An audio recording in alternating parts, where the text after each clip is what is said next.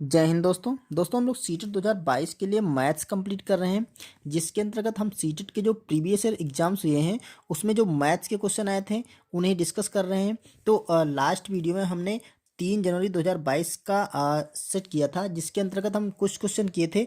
बाकी बचे हुए क्वेश्चन इस वीडियो में देखने वाले हैं। तो आइए वीडियो को शुरू करते हैं, देखते हैं कौन से क्वेश्चन जो 3 जनवरी 2022 का पेपर आया था सीटेट का, उसमें मैथ्स के क्वेश्चन थे। तो यहाँ पर क्वेश्चन पहला हमने लिया है, किसी संख्या में पहले 10% की वृद्धि की जाती है और फिर उसमें 10% की कमी की जाती है। इस स्थिति में उस संख्या में क्या होगा? कोई परिवर्तन नहीं होगा। 1% की वृद्धि होगी, 1% की कमी होगी और 0.1% की कमी होगी। अब इसको हमें सॉल्व करना और देखना है कौन सा ऑप्शन सही होगा। देखिए, किसी संख्या में 10% की पहले वृद्धि की जाती है। अब देखिए, जब कोई भी मान प्रतिशत में दे रखा होता है तो जो संख्या थी यहाँ पे, वो संख्या हमारी थी 100%। ठीक है, कोई भी मान अपने आप में 100% होता है, तो जो संख्या थी वो हमारी 100% थी। ठीक है, अब कह रहा है इसमें 10% की पहले वृद्धि की गई। अब देखिए दोस्तों, अगर इसमें 10% की हम वृद्धि कर देंगे तो हमें 10% इसमें जोड़ देंगे। ठीक है, तो जब वृद्धि हुई तो ये संख्या हो गई हमारी 110%। ठीक है, अब उसने कहा फिर उसमें 10% की कमी होगी। अब देखिए, ये जो वृद्धि हुई इसमें उसने 10% की कमी कर दी है। अब देखो, ये जो संख्या थी वो 100% थी, तो उसमें वृद्धि की गई 10% की, तो 110% हो गया। अब इसमें 10% की कमी की गई, तो हम देखो जो संख्या 100% थी, देखिए पहले ये वाली 100% थी, अब जो नया मान आया है वो ये अपने आप में 100% हो गया। ठीक है, अब इसमें कह रहा 10% की कमी हो गई, तो ये भी अपने आप में 90% रह गया। तो ये कितना रह गया? 90%। ठीक है, तो इस संख्या का हम 90% निकाल लेंगे, फिर देखते हैं ओरिजिनल संख्या से कंपेयर करेंगे। जो आएगा, कमी होगी तो कमी निकल आएगी, वृद्धि होगी तो वृद्धि निकल आएगी। तो देखिए 110% का 110% है, इसका हम निकाल लेंगे 90%। तो 90% निकालने के 90 लिखेंगे और प्रतिशत को हटा के नीचे 100 कर देंगे। ठीक, अब देखो ये जीरो यहाँ से कैंसिल हो गया, ये जीरो यहाँ से कैंसिल हो गया, तो ये जो अब मान आ गया वो आ गया 1199। तो ये 99% आ गया। अब देखिए, हमारी ओरिजिनल संख्या क्या थी? 100% थी। अब जो नई संख्या आई है तो 10% की वृद्धि करने के बाद 10% कमी की गई, तो हमारी जो नई संख्या है वो 99 आई। तो 100 से बन गई है 99। तो यहाँ पर कमी हुई है या वृद्धि हुई है? तो देखिए 1% की क्या हुई है? कमी हुई है। ठीक है, तो ऑप्शन नंबर हम लगा देंगे सी, 1% की कमी होगी। ओके, आइए हम लोग अगला क्वेश्चन देखते हैं। यहाँ दे रखा क्वेश्चन, दो संपूरक कोणों की माप ए 2a + b अंश और 3a - b अंश है, तब 3a का मान क्या होगा? इस क्वेश्चन को हमें लगाना है। ठीक है, तो दोस्तों आपको बता दें, जो संपूरक कोण होते हैं, ठीक है, संपूरक कोण, ठीक है, संपूरक, इसको बोलते हैं सप्लीमेंट्री एंगल। तो जो संपूरक कोण होते हैं उनका जो योग होता है, ठीक है, वो होता है 180 अंश। दोनों को जोड़ दें तो उनका योग 180 अंश होगा। तो देखिए, ये दोनों संपूरक कोण है, क्रमशः दे रखा, तो पहला संपूरक कोण ये है और दूसरा ये है, तो हमारे संपूरक कोणों का योगफल 180 अंश होता है। बस इसी के आधार पे हमें यहाँ पे ए की वैल्यू निकालनी है और फिर 3a का मान हम ज्ञात कर लेंगे। तो देखिए, ये है आपका 2a और प्लस का b, और देखिए इनके योगफल 180 अंश होता है, दोनों कोणों का योगफल 180 होता है। इस संपूरक कोण का जो कंडीशन होती है उसे हम लगाते हैं। तो यहाँ पर 2a प्लस दूसरा जोड़ देंगे 3a माइनस का b, और ये मान होगा हमारा 180 अंश। क्लियर? अब यहाँ से हम इसको कैलकुलेट कर लेते हैं। यहाँ से हम a और b का मान निकाल लेंगे। ठीक है, तो b आई थिंक यहाँ पे देखिए कट जाएगा। देखो यहाँ पर है 2a प्लस का b प्लस का 3a माइनस का b बराबर 180 अंश। ठीक है, अब देखिए यहाँ पर b माइनस का है और b यहाँ पे प्लस का है, कैंसिल हो गया, और 3a है, यहाँ पर 2a है, तो 3 और 2 मिलकर के हो जाएंगे 5a। तो ये बराबर हो जाए 180। ठीक है, अब हमें a की वैल्यू निकालनी है, तो ये 5 को यहाँ से हम इसके नीचे कर सकते हैं। ठीक है, क्योंकि यहाँ मल्टीपल में लगा है, बराबर के इधर है और दूसरी तरफ जाएगा तो ये डिवाइड में हो जाएगा। तो 5 से काट कर देंगे, 5 से काटेंगे तो देखिए 5 × 15, 3 बचे, 5 × 6 = 30। तो यहाँ पर a का जो मान आ गया वो 36 आ गया। जैसे ही a का मान 36 निकला तो पूछ रहा है 3a का मान निकालना हमें। देखिए 3a का क्या हो जाएगा? 3 गुणे a की जगह हम लिख देंगे 36, तो यहाँ पर 36 रखेंगे। अब देखिए ये मान हो गया 3 × 6 = 18 का 8 और 3 × 3 = 9 और 1 = 10, मतलब 108। तो ऑप्शन देखिए, ऑप्शन हमारा बी सही हो रहा है। तो दोस्तों इसमें हमें बस इतना याद रखना था, जो कंप्लीमेंट्री एंगल या संपूरक कोण होते हैं उनका योगफल 180। दोस्तों अगर आपको हमारा पुराना वीडियो देखना है तो इसी वीडियो के डिस्क्रिप्शन में जाइएगा, वहाँ पे उसका वीडियो का लिंक मिल जाएगा, आप देख सकते हैं। ठीक है, यहाँ क्वेश्चन देखिए, निम्न में से कौन सा एक पूर्ण वर्ग संख्या नहीं है, पूर्ण वर्ग संख्या नहीं है। ठीक है, अब देखिए इसमें से सारी पूर्ण वर्ग होंगी, एक सिर्फ पूर्ण वर्ग संख्या नहीं होगी। अब देखिए पूर्ण वर्ग संख्या क्या होती है, जैसे देखिए यहाँ दे रखा है 2, तो इसका हम कर दें स्क्वायर, तो ये हो जाएगा हमारा 4। अगर दे रखा है 3, इसका स्क्वायर कर देंगे तो ये हो जाएगा 3 3 9। अब देखिए तो यहाँ पर 4 एक पूर्ण वर्ग संख्या है, 9 एक पूर्ण वर्ग संख्या, मतलब ऐसी संख्या जिसका पूरा पूरा वर्गमूल निकला है, या ऐसे कह सकते हैं ऐसी संख्या जो कोई सी संख्या की वर्ग हो, वो संख्या होती है पूर्ण वर्ग। तो देखिए दूसरा तरीका आपको हम इजी बताते हैं। देखिए क्योंकि पूर्ण वर्ग संख्या है, देखिए अगर एक को हम ले लेंगे, यहाँ पहले एक लेते हैं, एक का स्क्वायर करेंगे तो हमारा आएगा 1, क्योंकि एक का स्क्वायर करेंगे तो एक कम एक ही रहेगा, 2 का स्क्वायर 4 आएगा, 3 का स्क्वायर 9 होगा, और 4 का स्क्वायर हो जाएगा आपका 16, 5 का स्क्वायर हो जाएगा 25, इनका स्क्वायर लगाते जाइए, 5 का स्क्वायर 25, और 6 का स्क्वायर हो जाएगा आपका 6 छक 36, और 7 का स्क्वायर हो जाएगा 7 49, 8 का स्क्वायर हो जाएगा 8 64, और 9 का स्क्वायर आपका हो जाएगा 9 9 81, और 10 का स्क्वायर आपका हो जाएगा 10 दाम 100। दोस्तों ये हमने ऐसे ही लिख दिया इसलिए क्योंकि देखिए किसी भी संख्या का जो पूर्ण वर्ग संख्या होती है उसके लास्ट में 8 नहीं आता है कभी भी। देखिए यहाँ पर हमने सारी 1 से लेकर के 10 तक की संख्याओं का वर्ग कर दिया है। देखिए किसी भी संख्या के लास्ट में हमें 8 नहीं मिला है, 8 किसी भी संख्या के स्क्वायर में नहीं आता है। ठीक, तो इस तरह से हम ऐसे ही बिना इसको कैलकुलेट करे, बिना सॉल्व करे ऐसे ही लगा सकते हैं कि ये ऑप्शन नंबर हमारा डी सही होगा, ये पूर्ण वर्ग संख्या नहीं होगी, क्योंकि किसी भी संख्या के वर्ग में 8 नहीं आता है, इसलिए ये संख्या पूर्ण वर्ग नहीं होगी। और दूसरा तरीका आपको हम पहले बता चुके हैं कि इन सबका आप स्क्वायर रूट निकाल लीजिए, अंडर रूट। ठीक है, अंडर रूट लगा करेंगे, इनका वर्गमूल निकाल लीजिए तो पता चल जाएगा कि ये संख्या स्क्वायर रूट नहीं है। दोस्तों अगर आपको वर्गमूल निकालना आता है तो बहुत अच्छी बात है, अगर नहीं आता तो आप हमारे चैनल के प्लेलिस्ट में जाइए, वहाँ पर हमने वर्गमूल के शॉर्टकट और बेसिक दोनों तरीके से क्वेश्चन कराए हैं। ओके, तो चलिए नेक्स्ट क्वेश्चन देखते हैं।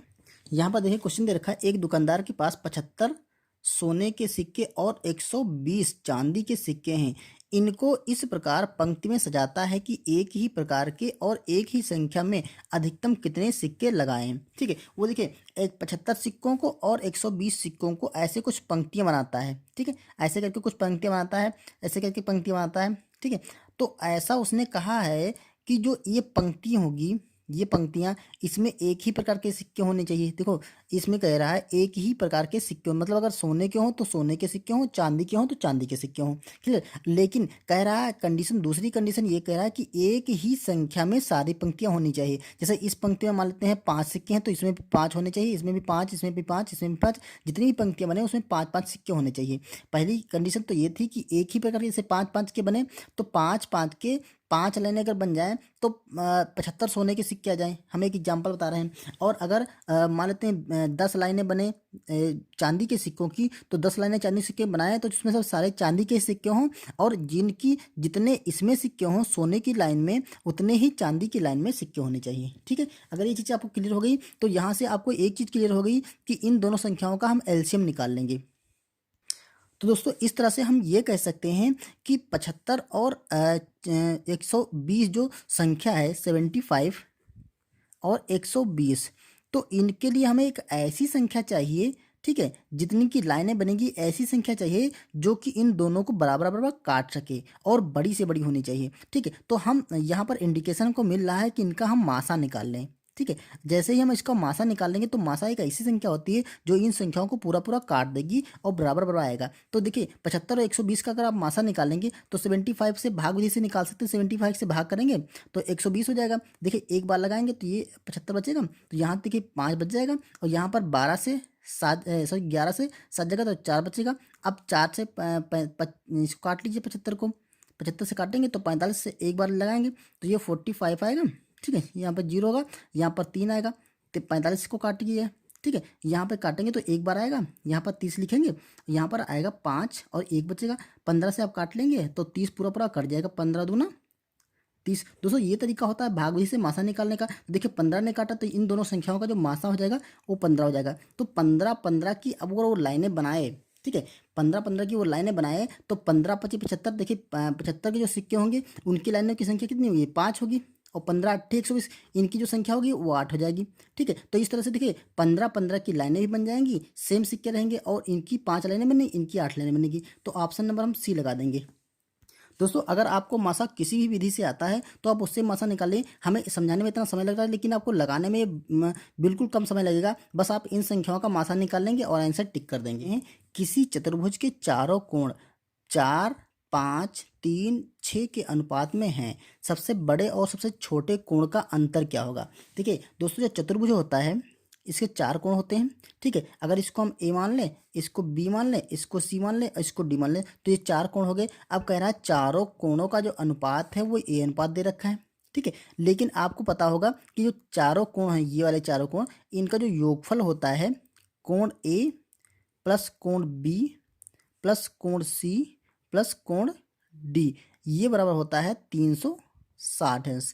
चाहे ये किसी भी प्रकार का चतुर्भुज हो, चाहे वर्ग हो, चाहे आयत हो, चाहे समलंब हो, जो भी चतुर्भुज होगा, लेकिन उसके चारों जो कोणों का योगफल होगा वो 360 अंश होता है। ठीक है, अब देखिए इन अनुपात में दे रखा है तो आपको पता है जो अनुपात में संख्या दे रखी होती है उसमें हम एक कांस्टेंट लगा के उनको फिक्स वैल्यू बना लेते हैं। तो जैसे पहला कोण हम मान लेते हैं ए वाला ए है, ये बी है, ये सी है और ये डी अनुपात में है। तो ए हो जाएगा हमारा 4x प्लस बी हो जाएगा आपका 5x प्लस सी हो जाएगा आपका 3x प्लस डी हो जाएगा आपका 6x। हमने एक x कांस्टेंट नंबर ले लिया और इनको एक संख्या बना लिया। ठीक, तो ए कोणों की माप हो गई।